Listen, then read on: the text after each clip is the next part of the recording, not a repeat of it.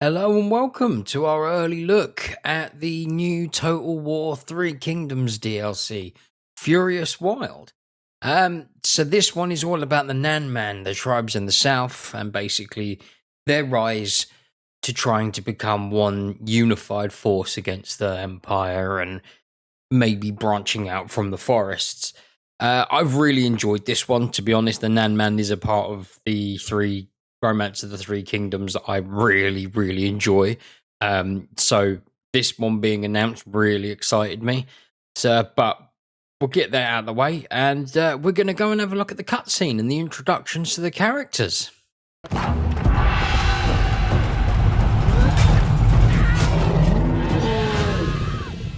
To rule is no one's right.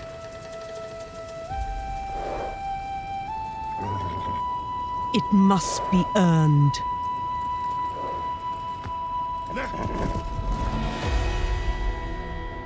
In the south, at the far tips of the hand's grasp, defiant tribes slip through the Empire's fingers. Their independence both drives and divides them. Only strength and purpose will bind them together. Strength of the beast. Strength of the tribe. Strength of the will. United as one, the Nan Man would be a power to contend with the Empire.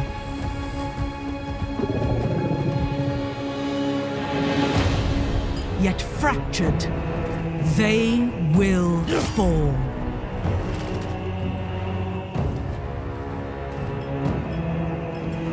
A leader must rise. Who amongst them has the strength to unite and rule? The land calls to the Nan Man. How they answer will determine the future of all. The branch will not break without the unthinking actions of man. The world of men is barely a footnote to King Mulu. Nature is his calling, defending it against those who threaten such ancient orders.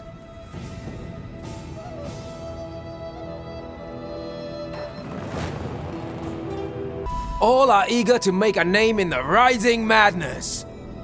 Where the valleys converge, there too is King Shamoka, straddling the border between nations, the tumbling waters of the confluence as precarious as his future.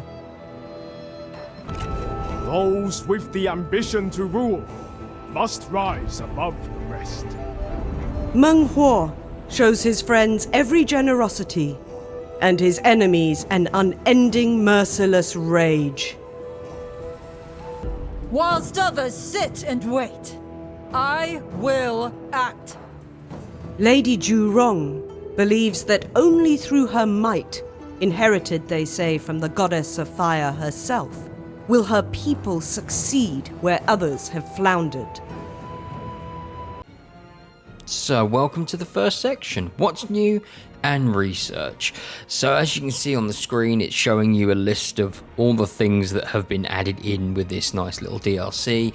There's a lot of units, over 25, I believe. A nice mixture of units as well. The main story for the Nan Man is basically that you need to unite the tribes in the south to become the one true ruler. Insert Lord of the Rings memes. You see up on the screen now, this is the screen for uniting the clans, essentially. What happens as you confederate or vassalize a clan, they will be unlocked on this screen and you will get various bonuses from it. But not just that. In order for you to actually advance in your research tree for the reforms, you need to be conquering other clans in either confederating or vassalizing, because certain parts of the tree are locked until you either have a clan from a certain region or a certain amount of clans. It's quite interesting because with the reforms, you find that some choices will lock out another option, so you have to weigh up what it is that you would rather have. From what I can tell, all the leaders start with the same skill at the beginning, which is an elephant mount. We, can't complain at that. That's bloody brilliant. Just charge in and squash everyone. But you have a tree that focuses on peasantry, a tree that focuses on military and industry by the looks of it, and then a tree that focuses on trade influence. So you can quite easily find your way around what it is you want to advance in or what you want to specialize in, so to speak. So we'll crack on with the rest of the video now. Right, so the next section, to battle. We're going to have a quick look at the types of units that have been added into the game with this DLC. I'm not going to go into too much detail because I might cover them again if I do singular videos on each faction that's been added in. Depends if you guys would be interested in seeing that.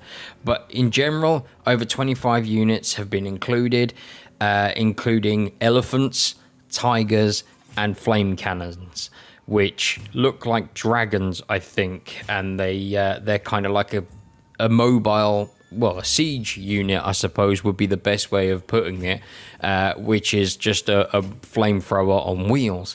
You have elephants that are good for charging, you have elephants that have archers mounted on them, you have tigers that have slingers on the back, you have tigers that are for charging as well. You also have, which you will see right now, some units that have flaming weapons, which some of the Nanman units are very weak to fire, given the fact that their armor is primarily made out of bamboo. So yeah, that's an interesting thing. There's lots of good ways in this to make the enemy run relatively quickly if you play your units right and you flank effectively and that kind of thing. I really like the unit variation in this, and elephants in particular have felt really fun to play with. Charging elephants into the flank of your enemy and watching them break and run within seconds is massively satisfying. I've had a little bit of a dabble in the flaming weapons. They're quite fun as well. I haven't got to try the flame cannons yet, which I really want to get to try. I'm hoping we'll get to cover that on the Let's Play, or maybe in a faction specific video. But I'll stop ranting now and we will move on to the next section of this. So yeah, let's just get on with it. Right, so that's pretty much it. I've really enjoyed having a little look at this. Creative Assembly were really kind and sent me access to this early, so I'm very lucky.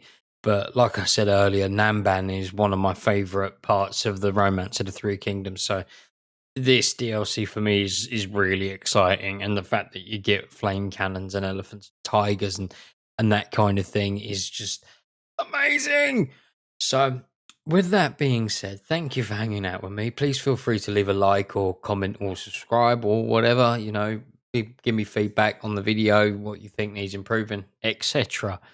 I am doing a campaign live over on Twitch as this video goes live as well, so feel free to drop by the channel and check it out for a Let's Play. Probably be doing Lady Zhurong, I think. I reckon that's who we're going to go with. But please, again, feel free to follow me on anything, and if you've got any questions, shoot them at me. Till next time.